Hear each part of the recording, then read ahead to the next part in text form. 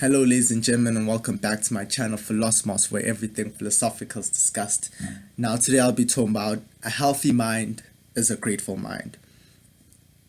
So, what does it mean to be grateful? What does it mean to have gratitude?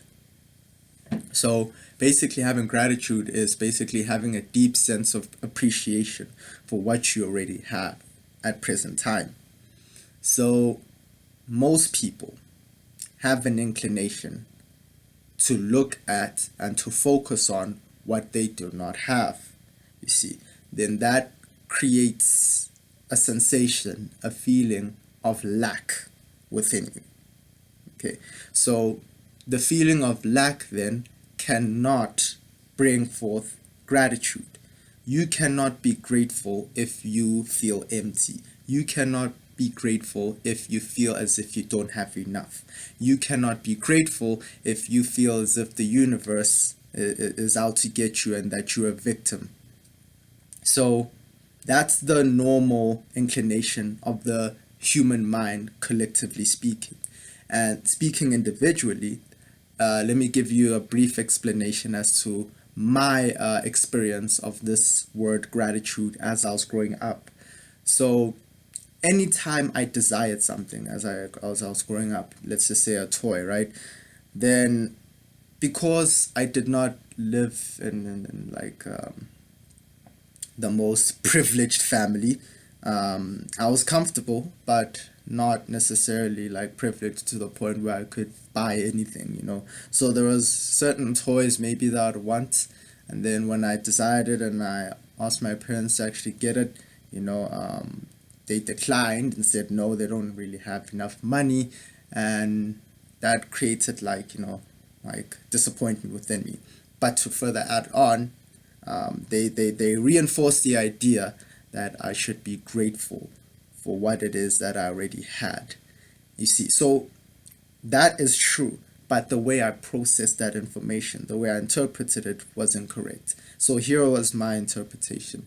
The way I saw it was that gratitude was something now that I had to feel in order to be satisfied with what I have and avoid and escape attaining what it is that I truly desired. So gratitude was a way to mask my dissatisfaction and the incapability or the inability to actually get what it is that I desired, which was a toy or any form of object that I desired as I was growing up. So because I had this fundamental belief about gratitude, anytime within the New Age movement, maybe a speaker would speak about it or watch videos or I'd read books, anytime they mentioned gratitude, I did not necessarily resonate with it because I felt as if my beliefs about gratitude were like imposed, and I felt as if gratitude was like you surrendering all your power to attain something that you really want by just being grateful for what you already have. So I did not have a correct understanding of gratitude, and because of that, anytime I heard information about it that spoke about being grateful, I did not necessarily resonate with it. So the time that I actually truly understood gratitude is when I truly understood the law of attraction. So the law of attraction, as I've spoken about in my previous videos, is basically summed up to this: as within, so without. Whatever you harbor within will be translated into the world that you experience. So if you are grateful, then you attract more things to be grateful for.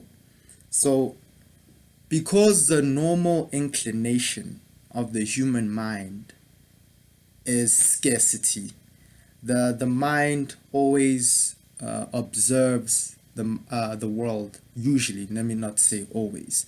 The mind usually observes the world from the lens of scarcity. So the mind fundamentally believes that there's not enough, that there must be something more to attain.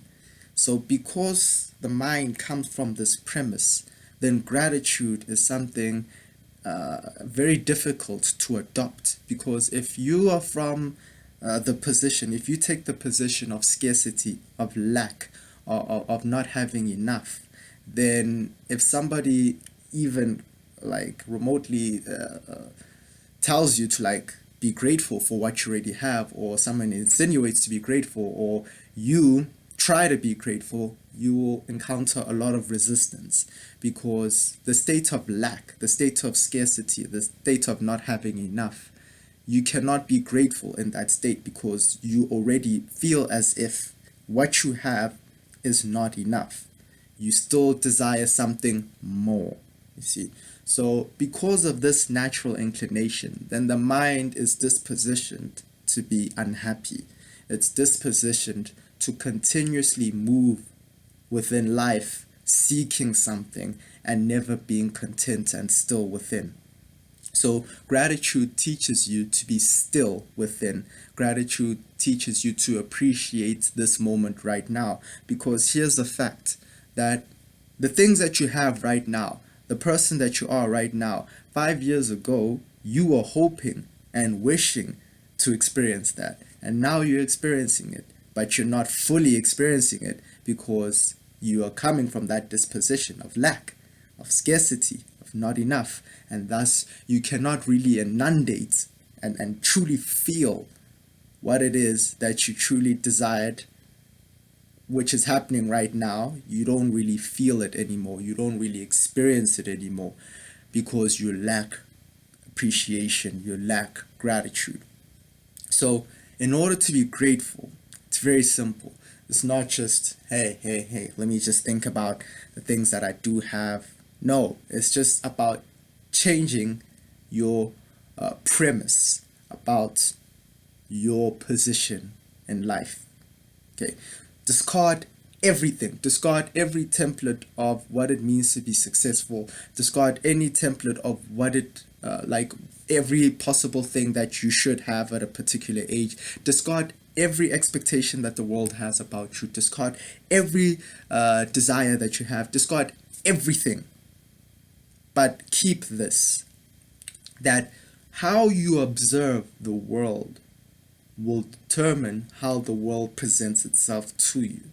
So if you come with the cup that is empty, okay, and you are trying to like fill it with experiences, it's not going to work. So what you need to do is come with a cup that is full. Okay? Come from the position of having more than enough, even when you don't. Because here's a fact. If you're breathing right now, if you can hear the words that I'm speaking right now, you have every reason to be grateful. There is no reason in particular as to why you got up this morning. In fact, I was having this discussion with one of my friends, and I said, the chances of you dying are higher than the chances of you living. There are so many diseases, there are so many viruses, there are so many illnesses, there are so many catastrophes, there are so many things, events that could happen. That's why I like that show, 1,000 Ways to Die, because it really hones in on the truth that, every day that you experience is a miracle, because, there are so many ways for you to actually die. But here you are, still existing. You're still alive, hearing these words, hearing the possibility of having a better and greater life. That should already make you grateful, because by being alive, just by virtue of being alive, you have access to infinite possibilities. At any given moment, you can decide to live the life that you truly want and truly desire. At any given moment, second chances are infinite. So that's something to be grateful for. And also, gratitude, as I said, connects very strongly with law of attraction, because now when you're grateful for what you already have, which is enough, there's always enough. You always have more than enough. It's just because your mind is dispositioned from that, it views the world from that lens of scarcity, then it cannot locate the things that you already have. See, it's like you're trying to see the road, but your Your windscreen is dirty. It's not clean at all, but you're trying to see the road.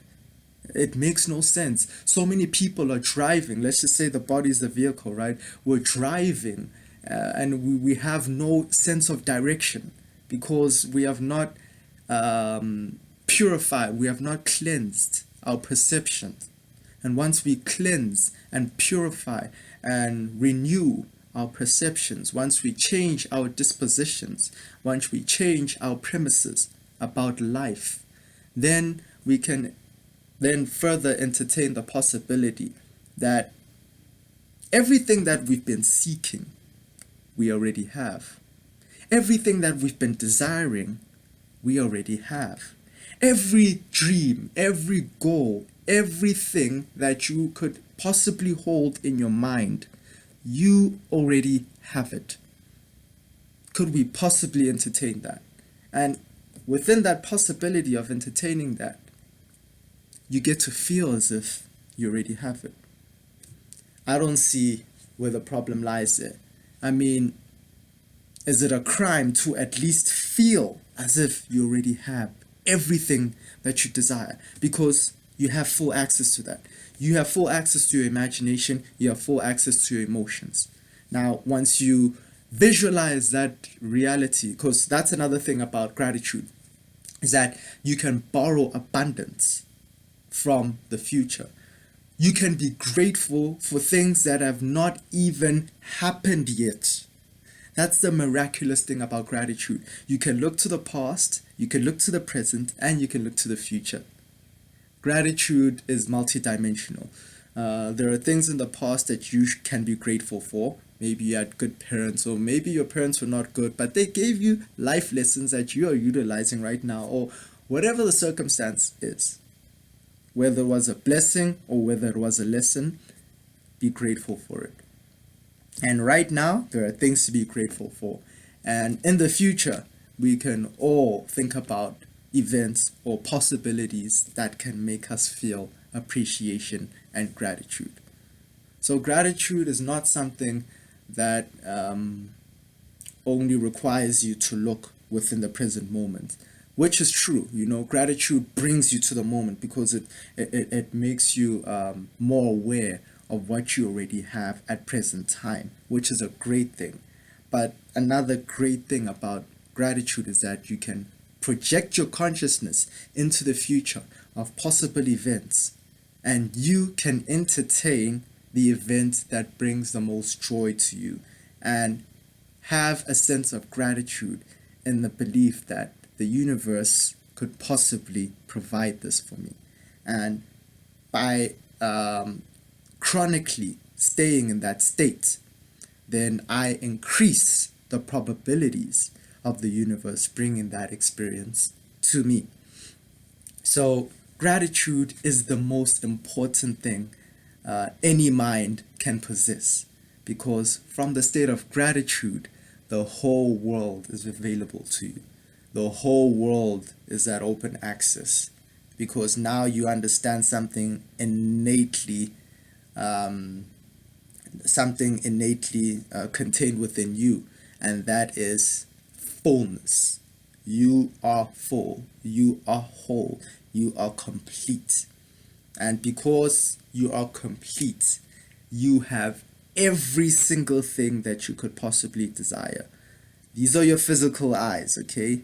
These physical eyes are delayed. I mean, scientists have even discovered that, when we gaze upon stars, we're not looking at the stars in real time. We're actually looking at them in the past. And even the moon, I think it's 8 minutes behind. So we never directly experience the present moment. The eyes are deceiving us. They do not really show us the world as it is. But you know something that is very powerful that you contain. You have the inner eye, I call the spiritual eye. And this spiritual eye can see beyond these eyes. If your eyes are stuck here on the physical eyes, then there's always the propensity of seeing lack. Because with physical eyes, there's a world of limitation, there's a world of restriction. But with the inner eye, the spiritual eye, there's possibility, there's infinity, and there's a whole world at your access. So thank you very much, guys, and remember, a healthy mind is a grateful mind. So tomorrow, great news. So I'll be doing an interview with a Buddhist monk, and we'll be discussing all kinds of subjects that encapsulate Buddhism and New Age philosophies and esoteric wisdom. So it's a very exciting interview that I'm going to do. Please stay tuned. Please like, share, subscribe, and to end it off, as I always end it off, for those who seek, seek no more, for in the present we find it all. Thank you very much, guys.